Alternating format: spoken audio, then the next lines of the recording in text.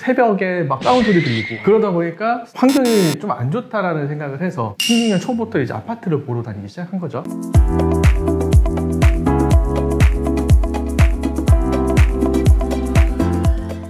안녕하세요, 빌딩 샐러리입니다. 얼마 전에 그 빌딩 샐러리가 딱 나오길래 우리 업로드 됐었나 했는데 다른 채널에서 나오셨더라고요. 예. 오동엽 TV. 네, 오동엽 TV에 제가 집 샀던 거를 한번 성공 사례를 얘기를 해달라고 해서 그때 한번 출연해갖고. 네. 근데 저희도 사실 빌딩 얘기만 했지만 아파트 관심 많단 말이에요. 그래서 그 내용을 좀 했으면 좋겠는데. 근데 목은 괜찮으세요? 그래, 죄송합니다. 제가 한 달째 지금 목이 안 돌아오고 있습니다. 감기 걸리신 것 같은데? 네, 저도 좀. 요즘 바이러스가 좀 심각하다고 지독하대요. 아니 그래서 지난번에 거기서 얘기했던 거를 뭐 다시 리마인드 하는 느낌으로 얘기를 나눠보면 어떨까? 우리 채널에도 올라와야지 좋을 것 같아요. 저도 지금 현재는 빌딩주는 아닌데 건물주가 되기 위해서 우선은 집부터 좀 안정이 돼야 된다고 생각을 해갖고 집을 좀 괜찮은 데로 이제 매입을 했었거든요. 특별하게 잘 산 것보다는 좀 가족들을 위해서 좀 샀는데 그게 생각보다 뭐 많이 올라서 이렇게 출연하게 된 거예요. 몇 년 전에 구입을 하셨죠? 제가 제일 처음에 2016년도에 구입을 하게 됐고요. 지금 한 7년 정도 했죠. 구입하게 된 계기가 그 당시에 이제 본가에 살고 있었어요. 우선 아파트도 한 채 있었고 노량진 쪽에 아파트 25평짜리 조그만 거 하나 있었고요. 이제 본가에 가고 이제 살게 됐는데 본가에서 거의 한 9년 정도 이제 와이프랑 계속 살고 있다가 집을 사야겠다라는 생각에, 그러니까 조금 상급지로 올라가는 거죠. 아파트를 그때 2016년 초부터 검토를 했던 거죠. 그때 당시 분위기는 어땠어요? 아파트를 막 서로 오르기 전에 난 살 거야 막 이런 분위기였나요? 아니죠. 그때는 뭐 뉴스에 많이 나오던 게 하우스푸어, 그러니까 집 사면 망한다, 거지된다 라는 게 통상적으로 나오던 시기였고, 금액은 조금씩 올라가고 있긴 하지만 세금 내고 나면은 올라간 것도 아니고. 진짜 월세 많았어요. 그쵸. 그 당시에는 보통 이제 뭐 젊은 사람들이 신혼집으로 구하는 게 아니라 신혼집으로 전세나 월세 살고 내가 좀 돈을 더 벌어서 2년 후, 4년 후에 더 넓은 집으로 가기 원하는 그런 시기다 보니까 그 당시에 저는 내 집 하나는 있지만 자식들을 좀 키울 만한 내 집 하나 있어야겠다라는 생각도 있었고요. 그 당시에 저희 회사에서 골프를 쳤는데 한 1, 2년 정도 배우고 있었는데 저랑 이제 동기 친구들이 같이 칠 만한 애들이 없는 거예요. 필드에 나갈 만한 좀 여유가 있는 그런 친구들이 없어서 저는 이제 자식이 3명이다 보니까 자식들을 위해서 그런 인맥은, 그런 친구들은 좀 만들어주고 싶다는 생각이 강해서 조금 더 상급지인 강남이나 서초 쪽을 보게 된 거죠. 전형적인 드라마에 나오는 보내려고 하는 그게 있네요. 근데 제 친구들도 여기 근처에 있잖아요. 대부분 같은 생각을 갖고 있어요. 여기에 발을 들여서 조금 살아보면 더 그러는 것 같아요. 돈에 너무나 쫓기거나 사업이나 아니면 모든 직장이 잘 안 돼서 외곽으로 빠지지 않는 이상은 여기를 버티는 것 같아요. 그렇죠. 뭐 인프라가 잘 돼 있으니까. 본가에 살았을 때는 단독주택이었거든요. 저희 가족만 살긴 했는데 80년대 후반 정도에 지어진 단독주택이에요. 그러다 보니까 여름엔 너무 덥고 겨울엔 너무 춥고 밖에 나가면 이제 차들이 왔다 갔다 해서 애들을 이제 밖에 못 내보내는 거죠. 마당 없었어요? 마당은 있는데 조그마죠. 그게 이제 뭐 건폐율을 최대로 사용한 단독주택? 그런 건 아닌데요. 20몇 평 있긴 하지만 그거 가지고는 좁죠. 대운치 나지 않아요? 예? 대지 면적에 건폐율이 조금만 사용하면 마당이 넓어지는 거예요. 그렇죠. 이제 길가에 있다 보니까 사람들이 지나가면 담배 피고, 그리고 바로 맞은편이 또 파출소였어요. 새벽에 막 다운 소리 들리고 그러다 보니까 환경이 좀 안 좋다라는 생각을 해서 16년 초부터 이제 아파트를 보러 다니기 시작한 거죠. 처음에 봤던 아파트가 개포중흥 1단지 아파트. 재건축을 하고 나면은 좀 괜찮지 않을까라고 해서. 개포중흥이면 저기 다 지금 무너져가는 거 아니에요? 지금은 개포중흥 1단지는 이미 철거를 다 끝나고 아마 2024년인가 아마 준공이 돼서 도곡동 바로 옆에 있는 거 아니에요? 거기가 단지가 많아요. 그중에 제일 큰 거를 제가 봤었거든요. 기억나요. 왜냐면 제가 거기 살려고 집 보러 갔는데 작은 데인데 화장실이 최악이었고 게다가 물을 나오는데 펌프를 올리더라고. 근데 이거 못 살겠는 거야. 내가 사는 집이면 나를 중에 재개발을 생각해서 하는데. 제가 처음에 봤던 게 16년 1월 달에 봤는데 보니까 한 7억 뭐 1,000만 원, 2,000만 원 이렇게 되는 거예요. 괜찮네? 내가 이거 대출 받아, 그때 당시 60% 대출이 가능했거든요. 어차피 보증금도 있을 거고, 보증금 뭐 1, 2억 정도 되긴 했지만 보증금 있고 대출 받고 하면은 괜찮겠네? 버틸만 하겠네? 라고 해서 이제 살려고 했는데 그 2월 달부터 이제 원금을 같이 이자하고 같이 갚아내는 정책이 다시 이제 시행된다라고 얘기를 했었어요. 원리금 분등. 그렇죠. 옛날에는 이자만 내면 됐었는데 이제 그렇게 되다 보니까 원금도 같이 갚아라고 하는 게 2015년도에 시행을 하려고 했는데 1년을 유예시켜서 16년도에 시행을 한다라고 했었어요. 만약 그렇게 되면은 좀 급매물이 나오겠는데 라고 생각을 하는 거예요. 개포주공 일단 직접 가서 보니까 정말 마음도 편안하고 애들도 편하게 뛰어놀고 예, 좋더라고요. 해도 잘 비치고 거기가 이제 재건축이 되면은 초등학교가 그 단지 안에 2개가 있어요. 뭐 중학교도 있고 산도 근처에 있어갖고 공기도 좋을 것 같고 그래갖고 아 사야겠다라고 생각하고 처음에는 2, 3천, 3, 4천만 떨어지면 사야겠다라고 생각을 했는데 계속 일주일 지나면 1,000만 원 오르고 일주일 지나면 2천만 원 오르고 일주일 지나면 3천만 원 오르고 막 이러는 거예요. 7억 뭐 5천, 6천, 7천, 8천 뭐 이렇게 계속 올라가다 보니까 못 사겠다라고 해서 그걸 포기하고 그러고 나서 제가 압구정 현대아파트 역삼동 자이 아파트가 개나리 아파트가 이제 재건축되고 자이로 바뀌었거든요. 더 비싸잖아요 그쪽이? 비싸죠. 근데 재건축된 역삼동 자이 아파트 같은 경우는 그 당시에 제가 기억하기로는 7월 달인가 8월 달에 이제 준공이 돼요. 그러면 전세를 비싸게 받을 거 아니에요. 처음에 이제 신축됐으니까. 그러면 제 돈이 한 2억 5천 정도면 살 수가 있는 거예요. 아파트를. 그러니까 뭐 역삼동도 이제 나쁜 동네는 아니잖아요. 근데 살려고 했더니 이제 주변 환경이 조금 이제 대로변에 있기도 하고 테란로와 가깝다 보니까 유흥시설이 좀 많아요. 차라리 대치동을 가야 되나? 아니면은 압구정동 현대아파트를 봤는데 현대아파트도 한 14억 정도 그 역삼동 자이 아파트도 한 14억, 13억 5천 이 정도 했어요. 35평이요. 조금 더 비쌌구나. 그렇게 많이 확 비싸고 2배 차이 나고 이런 거 아니에요? 그러니까 60% 대출이 가능했으니까 역삼동 같은 경우는 전세 끼고 갭 투자죠. 전세 끼고 사다 보면은 이제 내 돈이 적게 들어가는 거고 압구정도 현대 아파트는 한 14억, 뭐 14억 5천 정도 했거든요. 근데 내 돈이 좀 많이 들어가는 그리고 전세가 뭐 3억, 4억밖에 안 하다 보니까 내 돈이 좀 많이 들어가는 그런 아파트였고 근데 좋긴 한데 현대 아파트는 주변 부동산에 가봤더니 이거 너무 많이 올라가는데 조금 기다렸다 사시죠? 이렇게 얘기를 하시는 거예요. 저도 부동산을 하고 있긴 했었지만 그래 뭐 이 주변 상황을 더 많이 아니까 그 당시에는 많이 올라가는 시기 아니다 보니까 그 사람만 믿고 있다가 뭐 거기도 한 5천 6천 거기는 이제 금액 단위 뛰는 게 폭이 크더라고요. 그래서 압구정 현대 아파트는 조금 내 자본이 좀 부족하고 그러다가 제가 지금 현재 살고 있는 반포 자이 아파트를 봤었죠. 그때 구매한 게 집까지 있는 거잖아요. 그렇죠. 만약에 집이 없는 사람이라든지 아니면 투자를 하려는 사람이 내가 2016년도 다시 돌아간다면 뭘 할까라고 고민했을 때 아마 저처럼 이렇게 사기를 원하는 사람이 많을 거예요. 그래서 제가 반포 자이 아파트를 봤었거든요. 제가 이제 빌딩 살 때도 마찬가지로 직접 가서 느껴봐야 되거든요. 한 5시, 6시 되니까 애들이 너무 신나게 뛰어노는 거예요. 인터넷 같은 데 찾아보면 초딩들의 꿈의 아파트 초딩들 키우기 너무 좋은 그런 아파트인 거예요. 단지 안에 센터가 있어요. 그 센터 안에 키만 갖고 있으면 뭐 음료수도 사 먹을 수 있고 수영장도 갈 수 있고 사우나도 갈 수 있고 커뮤니티 센터 그때 당시 좀 대중화되지 않았어요? 그쵸. 제가 형님이랑 같이 뭐 타워팰리스 가면 거기도 키를 갖고 있어야지 들어가는 거고 2층에서 커피를 마실 수가 있어요. 그렇게 선망하던 그런 센터가 있는 거예요. 애들이 학교 끝나고 나면은 거기서 점심을 먹을 수 있고 놀 수가 있다는 거예요. 놀이방도 있고 독서실도 있고 뭐 다 있다는 거예요. 그리고 이제 신문에 나왔던 게 카약 타고 물놀이 할 수 있는 그런 카약장이 있어요. 카약이요?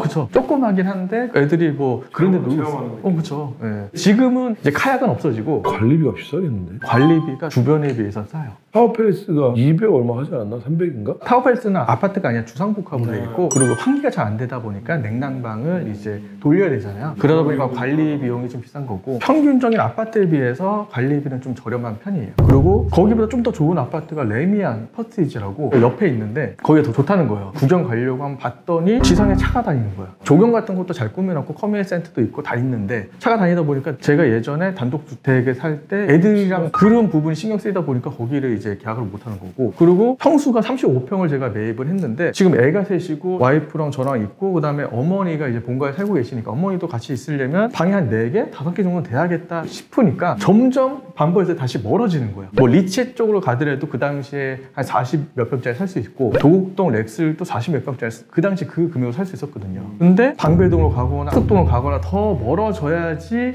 이제 방이 4개, 5개짜리를 살 수 있는 거예요. 그러니까 원래 생각했던 거 너무 다르다 보니까 그냥 차라리 그냥 원래 35평짜리 살려고 했으니. 근데 아까 그 개포 주공이랑 뭐 얘기할 때 말 잘못한 거 아니에요? 어떤 거요? 12평? 거기는 제가 살려고 했던 건 아니죠. 어차피 재건축 후에 들어가려고 했던 거고 그 당시에는 개포주공 아파트가 집주인 비율이 한 20%밖에 안 돼서 10%에서 20%. 그러니까 나머지 한 8, 90%는 이제 임차인인 거죠. 왜냐하면 가격은 비싼데 그에 비해서 보증 월세는 싸니까 임차인들이 많았던 거고 두 번째가 이제 그 당시에는 음마였어요. 세 번째가 압구정 현대 아파트 쪽. 입주민 비율이 음마 같은 경우 그 당시에 한 4, 50%. 현대 아파트 같은 경우는 집주인이 한 7, 80% 이 정도로 알고 있었거든요. 음마도 그렇고 개포도 그렇고 진짜 늦게 됐어. 음마는 되기가 준비가 아직 뭐 되긴 되겠지만 좀 걸리지 않겠어요? 조합원이 되기 위해서. 그렇죠. 개포 중앙 아파트는 조합원이 되기 위해서 들어가려고 했는데 12평에서 못 살죠.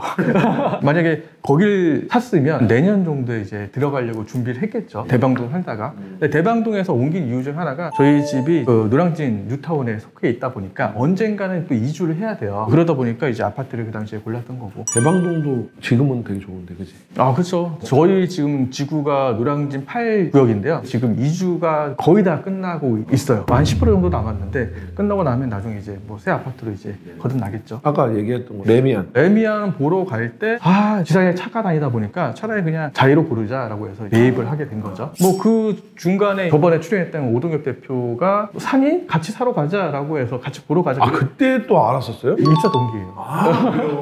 오동엽 대표하고는. 그러다 보니까 원래 그분도 이제 노량동에 집이 하나 있었고 저도 이제 노량진에 집이 하나 있었는데 저는 상급지로 가기 위해서 이제 봤던 거고 오동엽 대표도 생각이 많았어요. 대치동 갈지 압구정 갈지. 근데 제가 이제 반포 본다고 하니까 반포도 한번 생각을 해봤는데 이제 같이 못 간 거죠. 잠깐만, 이제 제가 알기로는 내가 집이 하나 있어. 최초 구입이야. 근데 최초 구입을 내가 그 몇 년 뒤에 양도를 했어요. 그럼 양도 차익이 있잖아요. 양도세가 없잖아요. 그 당시에는 9억 이하는 없었죠. 그러니까 예를 들어서 내가 이거 사고 아직 팔지도 않은 상태예요. 근데 추가로 매입을 하게 되면 두 개가 된 상태에서 하나를 팔게 되면 그게 양도세를 면제받지 못하지 않나요? 이것도 세금 정책이 좀 많이 바뀌긴 하지만 그 당시에는 일시적 1가구 2주택이 있어요. 그 말은 내가 집을 한 채 갖고 있다고 하더라도 이사를 가기 위해서 일시적으로 두 채를 낼 수 있거든요. 그 당시에는 2년 이내에 한 채를 매각하게 되면은 2주택이 된 게 아니라 1주택으로 되는 거죠. 그게 있었구나. 그래서 노량진의 아파트는 1년 후에 매각을 하게 됐고요. 2년 안에 못 팔면 안 되는 거네. 그렇죠. 그러면 2주택이 되는 거죠. 지금 약간 그렇게 물린 사람들 있잖아요. 그렇게 하려고 샀는데 떨어져. 막 떨어져. 팔지도 못하고 팔동동동. 근데 그거를 이제 세금하고 한번 계산을 해본 다음에 내가 좀 더 내려서 파는 게 이익인지 안 파는 게 이익인지 한번 체크를 해보셔야죠. 근데 뭐 양도세라고 하는 건 내가 이득을 봤을 때. 그러니까 취득하고 나서 양도하는 금액 차액에 대해서 양도세를 물리는 거기 때문에 세금을 내가 많이 내냐 적게 내냐 그 차이인 거지. 많이 내면 그만큼 몰랐다는 소리? 근데 이제 합법적으로 2주택이라고 불법적인 건 아닌데 적게 낼 만큼 적게 내는 게 또 나라에서 절세하라고 나오는 표가 있는데 그걸 모르고 절세를 못하는 사람들 너무 많으니까. 그거는 진짜 어리석은 거죠. 절세만 하더라도 부자가 될 수 있는 세상이에요 지금은. 근데 제일 궁금한 게 있잖아요. 아니 우리가 제일 듣고 싶은 게 그때 그래서 얼마에 샀는데 지금 최고가가 얼마 찍었는지. 솔직히 최고가 찍은 건 중요한 건 아닌데 팔았어요 안 팔았어요? 지금 살고 있는데 어떻게 팔아요? 제가 살려고 매입을 한 거고 제가 14억 5천 주고 매입을 했어요. 그리고 전세가 11억 5천이었어요. 그럼 제 돈이 3억 정도 들어간 거예요. 3억 주고 갭 투자를 한 거죠. 왜냐면 제가 들어가기 위해서 이제 매입을 한 건데 제가 그 당시에 돈이 안 됐으니까 3억 주고 매입을 하고 시동세가 한 5천 정도 듣고 뭐 총 들어간 비용은 한 3억 5천이지만 보통 이제 시동 생각 안 하고 이제 3억만 넣었다라고 얘기들 많이 하더라고요. 근데 전세 금액이 11억 5천이고 제가 3억을 넣었잖아요. 그러다 보니까 세입자가 집을 안 보여주는 거예요. 자기 집은 더 많잖아요. 제가 그 집을 못 보고 안 보고 샀어요. 아까 전에 반포 저희 아파트에 뭐 다른 동 봤다라고 하는 건 제가 살고 있는 데 말고 다른 빈대를 봤었어요. 어차피 제가 들어가면 인테리어를 좀 할 텐데 라고 생각해갖고 안 보고 매입을 한 거죠. 임차인이 또 안 보여준다고 하니까. 그러니까 임차인이 또 한 두세 달 전에 들어왔기 때문에 보여주기 싫은 거예요. 그리고 임차인이 또 원래 그 집을 살까 말까 고민을 하다가 하우스포 얘기가 나오니까 얘기 안 사고 그냥 한 거죠. 그러면은 일단은 14억 5천에 샀는데 작년에 최고가로 찍은 건 39억. 24억 5천이 그때 팔았으면은 차익이네? 24억 5천이긴 한데 최근에 또 거래된 거는 보면은 한 30억 왔다 갔다 해서 거래되더라고요. 저는 이제 최고가를 좋아하니까 지금 몇 년 갖고 있었죠? 지금 7년 갖고 있었죠. 작년은 이제 6년째고 6년, 그럼 6년으로 계산하자. 6년을 갖고 연봉이 얼마야? 한 4억 정도 되는 거죠. 4억 800. 월급이 3,400만 원. 와. 그러니까 제가 이 아파트를 사고 나서 2016년도에 사서 2017년 되니까 이제 팔려고 전화들 많이 오더라고요. 한 1억 정도 업해서 이제 저한테 팔라고 뭐 15억, 16억에 팔라고 막 얘기하더라고요. 그리고 이제 뭐 17년, 18년도부터 급등하기 시작했잖아요. 촬영하기 싫으네. 네, 아파트는 이런 매력이 있네요. 근데 또 올라갔다 내려가는 것도 있어요. 빌딩은 그렇지 않잖아요? 빌딩은 꾸준히 상승하긴 하죠. 근데 최근에 이제 조금 내려간 추세였긴 했는데 급매물 몇 개 빼고는 또 내려간 폭이 크지 않잖아요. 강남 빌딩은. 그렇죠. 그 아파트 가격이 급등할 때는 내가 열심히 일해서 돈 버는 것보다 아파트가 올라가서 돈 버는 게 더 많으니까 내가 이렇게 일을 열심히 하는 게 맞나? 든든함, 그러니까 보험이죠, 보험. 그렇죠. 이유가 있었어, 이유가. 유튜브를 안 하니. 제가 이제 오랫동안 일을 하다 보니까 여기서 머무르는 게 낫나 아니면 또 조금 더 새로운 세상을 봐야 되나라고 했을 때 이제 미디어 세상이니까. 그렇죠. 애들도 많이 커가고 뭐 맡겨만 주시면 열심히 하죠. 이미 자신감이 충만해. 약간 이런 진짜 매도자와 매수자의 그 접점을 정말 잘 아시고 해결을 잘 하신 것 같아요. 감사합니다. 예. 빌딩 셀러리.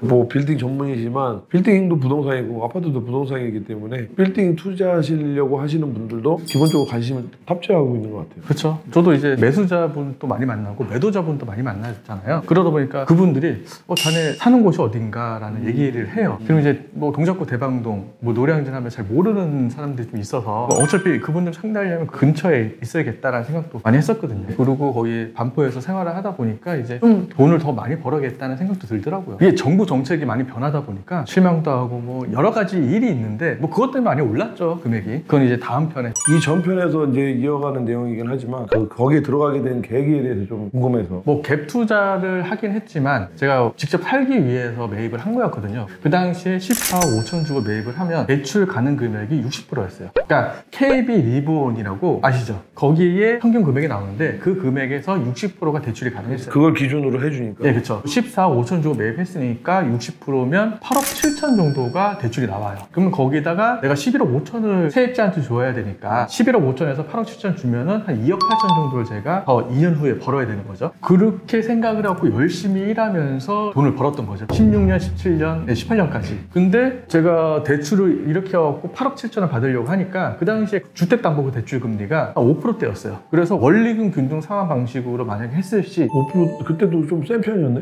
네, 그렇죠. 500만 원 정도가 빠지겠더라고요. 뭐 원금하고 이자로. 뭐 그렇다고 하더라도 애들 뭐 좀 좋은 데서 이제 해야 되니까. 그리고 아파트 가격이 조금씩 오르던 시기에 있다 보니까 8억 7천이 뭐 9억, 9억 2천 뭐 이렇게 되는 거예요. 그러니까 내가 한 2억 정도만 있어도 들어갈 수가 있는 거예요. 그렇게 이제 하고 있다가 애들도 초등학교 다니고 있었는데 애들도 반포 쪽에 이사 간다. 와이프도 뭐 다 얘기했을 거 아니에요. 했는데 갑자기 그 당시 정부에서 대출을 규제하다 보니까 KB 리브원 금액의 40%까지만 대출. 그 당시에 투기 과열지구로 해서 서울, 과천, 세종이 투기 과열지구였고 40%만 대출이 가능한 거예요. 제가 처음에 뭐 한 8, 9억 정도 대출을 받으려고 했는데 못 받으니까 못 들어가게 된 거죠. 그럼 어떻게? 2년 후를 또 이제 봐야죠. 2018년에서 2년 후니까 2020년에 들어가려고 40%만 가지고도 그 당시에 많이 올랐으니까 들어갈 수 있는 뭐 8, 9억 정도 대출이 가능했었거든요. 오른 상태에서 대출이니까? 예. 근데 그때 또 대출 15억 이상 규제를 해버린 거예요. 대출 규제를 했을 때는 아예 안 나와요? 15억 이상은 아예 안 나와요. 그러니까 들어가고 싶어 하려고 했는데 그게 못 들어가는 거예요. 근데 19년도 12월 달에 정책을 발표한 게 전세 반환 대출은 가능한데 20년 초부터는 또 안 되는 거예요. 근데 그것도 9억까지는 40%, 9억 이상부터는 20%밖에 안 돼요. 그래서 제가 7억 정도를 대출 받아갖고 2020년도에 들어가게 된 거죠. 전세금 주고. 네, 그렇죠. 제 돈 이제 그 당시에 4억 5천을 돌려주고 7억 대출 받아갖고 들어가게 된 거예요. 그나저나 거기 살고 계셨던 전세자분은 계속 배가 아팠겠다. 그렇긴 하죠. 살까 말까 했는데.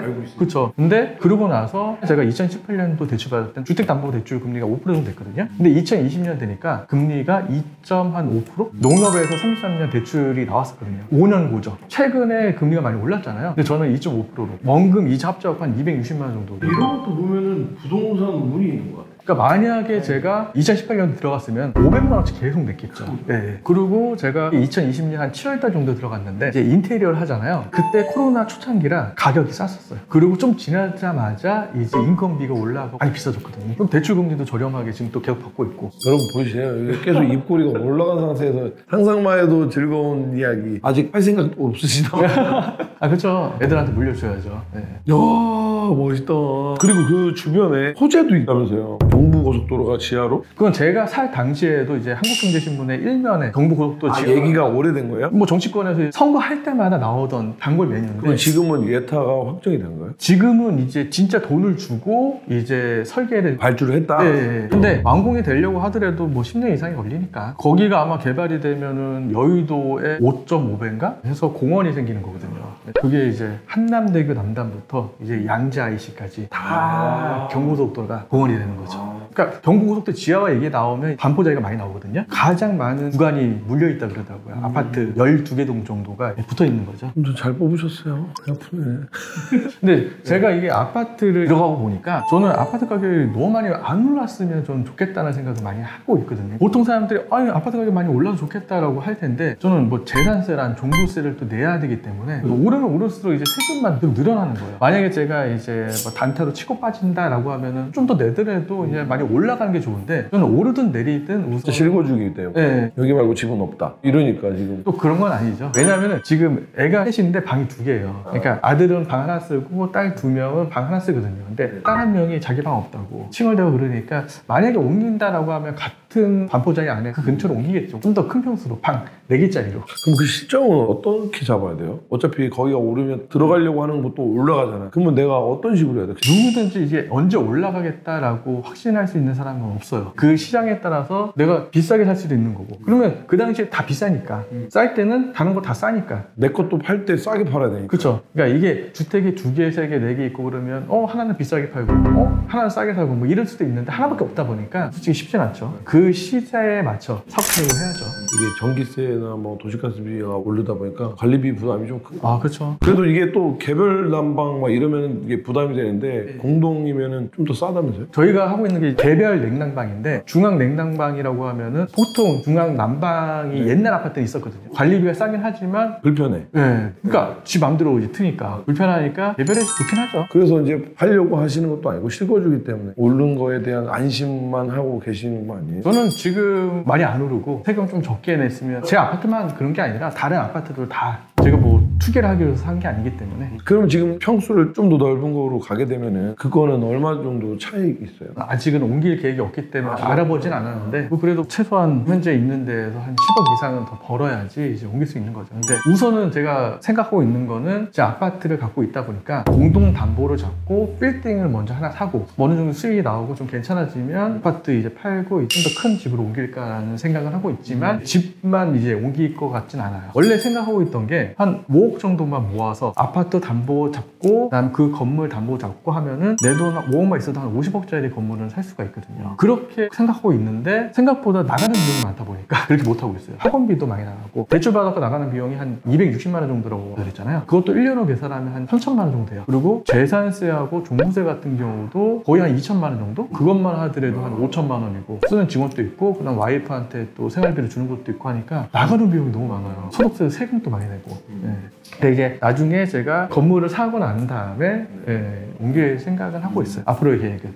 그리고 든든한 게 있으니까 매매를 해가지고 이렇게 지금 시세가 올라간 것까지를 말씀을 해주셨는데 그럼 이거를 내가 실거주의 목적이긴 하지만 당장 안 들어가고 적은 돈으로 전세에 끼고 샀잖아요. 투자도 했다라고 봐야 되는 거예요. 뭐 어느 정도는 투자를 했다고 보긴 해야죠. 왜냐면 제가 이 아파트를 산 이유는 이 이하로 내려가지 않겠다라고 생각했던 확신이 있었거든요. 그리고 약간 이게 우리 빌딩 샐러리가 만약에 혼자였다면 이렇게 큰 데로 들어가지도 않았고 가족들을 위해서 결정을 한 것도 큰 것 같아요. 근데 이제 싸게 투자를 해서 이렇게 수익을 많이 얻었는데 좀 투기한 거 아니야 라고 생각할 수 있는데 그 부분에 대해서 또 제가 다음 편에 해명하시겠습니까? 네? 지금까지 이야기들 좀 들어봤는데 사람들이 이렇게 생각할 수 있잖아요. 이거 운이 좋아서 된 거 아니냐, 그리고 뭐 자금 여력도 있었던 거 아니냐, 실력보다는 운이 좋아서 그런 거 아니냐 이렇게 생각할 수 있어요. 해명하세요. 작년에 재벌집 막내 아들이라는 드라마가 유행을 했었어요. 미래를 알고 있으니까 내가 그 당시에는 이렇게 하겠다라고 하는 게 너무나 이 가슴 와닿는 거잖아요. 보통 남자들은 그런 거 많이 하잖아요. 내가 만약에 초등학생이 다시 되면, 내가 뭐 몇 년 전이었으면. 저는 어렸을 때부터 지금까지도 하고 있어요. 로또 되면, 내가 이 10년 전으로 돌아간다면. 그쵸. 그러니까 미래를 알고 있으니까 그런 건데, 제가 샀을 당시만 하더라도 다 그랬어요. 그러니까 뭐 3억, 4억 있으면 살 수 있는 아파트들이었어요. 조금 새 아파트는 뭐 2억이면 살 수 있는 거고. 근데 하우스4 얘기 나오고 아파트 가격이 올라가냐라는 얘기가 계속 나올 때였어요. 근데 이게 우리가 하루에도 몇 번씩, 수십 번씩 선택을 하게 돼 있어요. 점심에도 메뉴를 뭘 먹을까? 그러니까 그 당시에 만약에 7년 전이었으면 저는 아파트보단 비트코인, 아니면 주식, 뭐 다른 거 많잖아요. 그게 훨씬 더 나을 거예요. 근데 그 당시에 아마 다시 돌아간다고 하더라도 살 사람 많지는 않아 보여. 왜냐면 다 그렇게 살 수 있었으니까. 근데 이제 금액이 좀 오르고 나서 저도 이제 와이프한테 이거 금액이 계속 오른다. 내가 14억 5천 주고 샀는데 누가 뭐 23억 준다고 한다. 전화해서 막 얘기를 하니까 그런 얘기하면 와이프가 그래도 한 10억은 더 플러스해야 되지 않겠어? 24억 5천이면 팔자. 뭐 이런 식으로 장난스럽게 얘기는 했는데 또 24억 5천 되니까 못 팔고 그냥 우리가 이제 살자 하는 걸로 해서 됐었거든요. 여러 채 갖고 있었으면 좀 쉽게 팔았을 수도 있었고. 그렇죠. 내가 직접 사는 목적이 아니었으면 쉽게 팔았겠죠. 20억이 올라가고 뭐 이제 34억 5천이 됐다라고 하면 내가 막 사는 데가 아니라면 그냥 근데 그게 아니니까. 모든 게 이게 그럼 포함되어 있네요. 운도 있었고 선택을 잘한 것도 있었고 그 다음에 여건이 안 돼서 계속 갖고 있었던 것도 있었고 여러 채가 있었으면 팔았을 수도 있잖아요. 여러 채 갖고 있으면 이제 그쵸, 여러 채 있으면 좋겠습니다. 제가 저번에 유튜브 영상 찍은 것 중에 의식주, 주거에 대해서 투기를 하지 마라 고 얘기를 했는데 갑자기 여러 채가 있었다면이라고 하니까 맞아. 최근에 전세 사기. 전세 사기 많죠. 그거는 투기가 아니라 진짜 사기를 치기 위해서 접근한. 그러니까 꼭 그것만 아니고 만약에 그 전세 사기 같은 경우는 올라가는 시장이었으면 큰 문제는 없었을 것 같아요. 동탄도 마찬가지고 강서구도 마찬가지고 올라가는 시장이었으면 큰 문제 없이 그냥 다음 세입자 맞추고 전세 가격이 떨어지다 보니까 이 사람들이 그냥 뭐 경매를 날리거나 돈 날리는 사람들이 많아지는 거죠. 10채를 갖고 있어도 그렇게 될 수도 있었겠네요. 그렇죠. 10채만 갖고 있었는데 떨어지는 추세야. 사기치려고 할 생각이 아니었는데 이 전세가 우리나라밖에 없다면서요? 우리나라랑 어디? 있다는데 내 돈을 안 쓰는 것까지는 좋은데 월세를 적게 내서 내가 돈 모으기에는 전세가 좋을 수는 있지만 내 목돈을 묶어놔야 되고 그 목돈 가지고 또 다른 사람이 투자를 하거나 투기를 해서 이제 다른 집을 또 사고 또 사고 또 사고 하는 건 그때도 제가 안 좋다고 얘기를 해서 전세가가 올라가는 이유 중 하나가 저희 아파트도 전세가 많이 올라갈 때 22억까지 올라갔었어요. 그거는 대출이 안 나오기 때문에 내가 집주인인데 대출이 아까 전에 뭐 40%까지 되고 15억 이상 대출이 안 나왔잖아요. 그러니까 금액이 많이 올라갔다는 이유 중에 하나가 15억 이상 대출이 안 나오니까 못 사는 거야. 그러니까 집주인이 내가 22억에 전세로 해주는 거예요. 대출이 안 나오니까. 그러면 만약에 39억에 샀다고 하더라도 22억이면 17억만 있으면 살 수가 있는 거죠. 그리고 원래 있던 집주인이 거기에 전세 살고 있고 그래서 전세 가격이 올라간 거지 대출이 안 나오니까 어쩔 수 없이 올라간 것 같아요. 금리가 낮았을 때 많이 오르고. 네, 그렇죠. 아파트 투자도 마찬가지고 빌딩 투자도 마찬가지고 상급지로 가면 갈수록 나중에 황금성도 좋고 투자 가치도 훨씬 더 좋고. 그러니까 상급지로 계속 가야 되는 거예요, 그럼? 뭐 상급지가 좋죠. 나중에 올라갈 땐 더 올라가고 내려갈 땐 좀 덜 떨어지니까. 여기 중심지 수도권 사람들은 생각이 다르다니까. 저도 워낙 여기 살고 싶어 했고 외곽으로 빠져서 월등히 싸다 보니까 거기에 대한 만족감에 거기에 있는 거지. 사실은 서울에 있을 때 교류가 너무 많고 좀만 걸어가도 이제 뭔가 즐길 거리도 많고 업무에 효율적이었어요. 그래서 사실은 다시 오고 싶은데 지금은 그때보다 거기서 이만큼 3배 띄울 때 저는 더 이제 진입을 못하게 되는 거죠. 저는 이제 제가 돈이 부족하다 보니까 원래 가고 싶은 데를 저는 어쩔 수 없이 전세를 끼고 간 거고 피디님은 내 돈으로 살 수 있는 데 간 거고 그쵸. 저는 좀 그렇다고 하더라도 원래 가고 싶은 쪽으로 부담을 하더라도 그렇죠.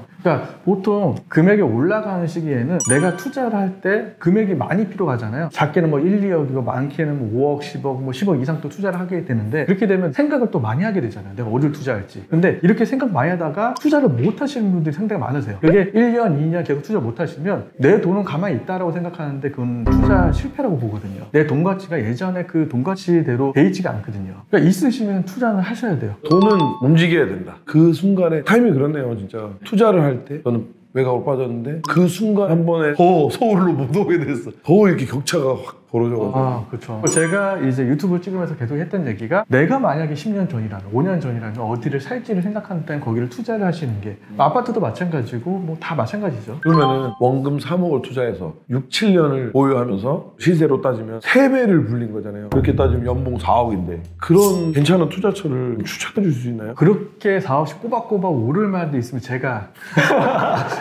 투자를 하겠습니다. 멍청한 소리를 하고 있는 거네요. 근데 미래는 모르는 거겠죠. 아까 전에 또 서두에 제가 재벌집 막내 아들 얘기한 것처럼 미래를 알면 투자하기 쉽죠. 미래를 모르기 때문에 저희가 고민을 하는 거고, 그러니까 만약에 내가 돈을 현금을 그만큼 갖고 있다라고 하면은 올라갈 지역 말고 떨어지지 않을 지역, 최소한 이거 이하로는 안 떨어지겠지라고 생각할 만한 지역에 투자를 하시는 게 더 좋다라고 봐요. 왜냐면 위험성이 크면 클수록 수익도 커질 수도 있겠지만 위험도 커지기 때문에 차라리 위험 적은데, 그래서 제가 유튜브 보신 분이 저 댓글에 너무 강남만 추천하는 거 아니야 라고 얘기도 하긴 하는데, 무조건 강남은 아니에요. 그러니까 내가 잘 아는 지역이 있으면 그 지역을 투자하는 게 맞는 건데, 잘 모르면, 그리고 좀 금액이 크다면 강남이 낫지 않겠냐라고 얘기를 하는 거고요. 5년 10년 전에 내가 어디를 투자할지 고민하신다면 거기를 투자하시는 게 훨씬 더 장기적으로도 유리한. 그러니까 약간 주변 내실이 튼튼한 데를 차라리 투자를 해서 떨어지지 않을 곳. 그렇죠. 많이 오를 만한 지역보다는 최소한 이것보다는 안 떨어지겠지라고 생각하는, 그리고 내가 잘 아는 지역들. 미래를 알 수 없으니까. 하지만 그 빌딩도 그건 마찬가지네요. 아파트도 내가 매입했는데 주변에 역사가 하나 여기 찍고 간다. 그러니까 빌딩도 그렇고 여기가 좋아지는 데가 계속 좋아져요. 외부 수도권에서도 여기 살만하다. 왜 살만하냐? 강남 몇 분 도착.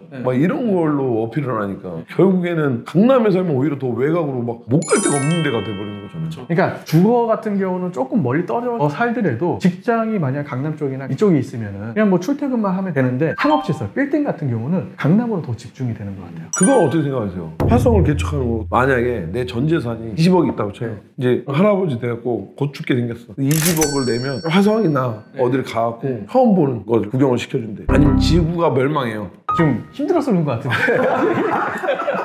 아니, 제가 다른 걸로 해서 한 가지 예를 들어 볼게요. 만약에 한 40억 하는 아파트가 20억까지 떨어졌어요. 그러면 단순한 면만 봤을 때는 사겠죠. 40억 하는 아파트가 20억까지 떨어졌으니까. 그렇지 않겠어요? 근데 좀 더 깊게 들어가면 떨어지는 이유가 있을 거예요. 세계 경제가 너무 혼란스럽고 우크라이나하고 러시아하고 싸우고 있는 것처럼, 그리고 미국이 뭐 만약에 뭐 테러를 받고 나면은 주식 뭐 폭락하고 뭐 하잖아요. 이런 거 보면은 40억짜리가 20억으로 떨어졌다고 하더라도 다른 것도 그만큼 떨어져 있어요. 그러니까 그렇게 보면은 내가 20억짜리 아파트 사는 게 맞는 거지, 아니면 주식을 사는 게, 코인을 사는 게 맞는 거지. 거기서 내가 좋을 걸 선택을 해야 되는 거잖아요. 그러니까 뭐냐면은 다 상황에 맞게끔 되어 있는 거예요. 아파트만 40억에서 20억 떨어지는 게 아니라 주식도 떨어지는 거, 다른 것들 세계 경제 다 그만큼 여건이 돼 있으니까 아파트가 20억까지 떨어진 거라는 얘기를 드리는 거죠. 그때 어떤 선택을 하시겠냐를 묻고 싶은 거죠. 다 떨어질 때. 왜냐면 제가 살 당시만 하더라도 다 그랬어요. 2, 3억만 있으면 아파트를 다 살 수가 있었어요. 그리고 대출도 60%까지 해줬는데, 근데 그런데도 불구하고 안 샀는데. 저도 그때 당시에 생각이 달랐다면 같이 아파트 하나씩 구매하면서 웃고 얘기할 수 있었겠죠. 그때 만약에 결혼했으면, 맞아, 그때 결혼했으면 조금 더 도전을 했겠지. 이게 약간 시기도 중요하네. 제가 이 일을 지금 17년, 18년 동안 하고 있잖아요. 빌딩 중개를 하면서 많은 건물주와 매수자를 많이 만나봤거든요. 근데 많이 만나보면서 생각드는 게, 저는 대방동에서 초중고를 다 나왔으니까 강남 사람 뭐 집 잘 사서 투자 잘해서 그냥 부자 된 거 아니야 라는 생각, 그때 당시에도 이제 부자였으니까 했었는데, 여기 와서 그런 많은 사람들 만나보니까 진짜 20%에서 30%는 운 좋아서 뭐 집을 잘 샀든지 건물 투자를 잘했든지 뭘 잘해서 부자가 된 사람인데, 70%에서 80%, 그러니까 훨씬 더 많은 사람들은 돈도 쓰고 시간도 써서 매입을 한 거죠. 보통 일반 사람들은 돈만 써서 살려고 해요. 근데 부자들은 돈하고 시간을 같이 쓰면서 투자를 한 거죠. 성공할 만한 이유가 있는 거예요. 70, 80%들은 대충 보는 게 아니라 막 돌아다니면서. 돈 있다고 막 사는 게 아니라 내가 살 만한 곳을 여러 군데 다 둘러보고 시간을 써가면서 매입을 하는 거죠. 지금 유튜브 구독하시는 분들도 돈만 써서 빌딩을 사시거나 아파트 사시거나 투자를 하시는 게 아니고, 시간까지 같이 써가면서 내가 직접 답사도 가보고 임장활동을 하면서 느껴보고 마음이 편해야 되거든요. 내가 사야 될 때 추가한 목표들이 있을 거 아니에요. 거기에 시간 써갖고 앞으로 한 발짝 한 발짝 나가면 성공하지 않을까라는 생각을 하고 있어요. 그리고 저도 예비 투자자, 예비 빌딩 건물주의 입장에서 얘기를 해드린 거고요. 그러니까 만약에 저한테 뭐 연락을 주시면 그분들이 좀 바쁘면 제가 시간을 써가면서 성공하게끔 만들어 드릴 수도 있으니까 또 연락 주시면 제가 자산을 불리는데 도움을 드리도록 하겠습니다. 다 서로 상생하는 분위기로 가는 거니까 모르시는 거 있으면 그냥 물어보고, 만약에 다른 데다가 물어봤으니까 끝내지 마시고 또 다른 내용이 나올 수도 있으니까 이렇게 물어보시면 좀 좋을 것 같아요. 결국에는 하시는 말은 많이 알아보고, 그냥 운 좋아서 되는 게 아니라 이것저것 알아보고 물어보고 그 다음에 자기 판단하에 투자를 하는 거니까. 운이 좋아서 성공한 사람은 극히 일부예요, 진짜. 빌딩 쪽도 열심히 발품 파시고 하면 성공할 수 있으니까요. 알겠습니다. 저희는 다음에 지금 감기가 저도 이제 목감기가 좀 있는데 피디님께서 너무 심하게 걸리셔서 점점 잠겨요. 네, 건강 좀 신경 써셔서 다음번에 촬영을 하도록 할게요. 알겠습니다. 감사합니다. 네, 감사합니다.